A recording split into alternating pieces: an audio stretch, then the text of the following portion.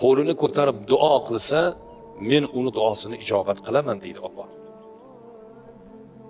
Shu dunyoda qilgan duosini Alloh taolo samarasini berar ekan. Agar bunda banda buni ijobatini ko'rmasa, bandaga keladigan balolar bor. Bandani duosini qilganini miqdoriga qarab Alloh taolo uni duosi tufayli balolarini bandadan to'sib turadi, qaytarib turadi dedilar. Uchinchi ijobat bo'lishligini Rasululloh bu qiyomat kunida bo'ladi dedilar. Qiyomat kunida hammamiz bilamiz. Shiddatli kun. Shunday shiddatli kunki, unda ota bolasidan, bola ota onasidan, inson o'zini yori do'stlaridan qochib qoladi. Chunki qiyomatda shiddatidan o'zini holi bilan o'zi band bo'lib, boshqa tomonga qarashga toqat ko'tarmay qoladi.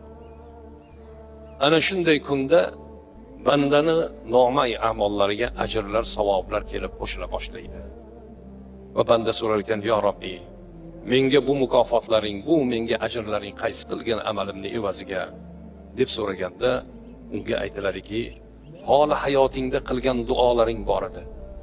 Ana shuni ijobat bo'lmaganlari bular. Bandam bular hammasi seniki deb Alloh taolo fazl marhamatini ko'rsatar ekan.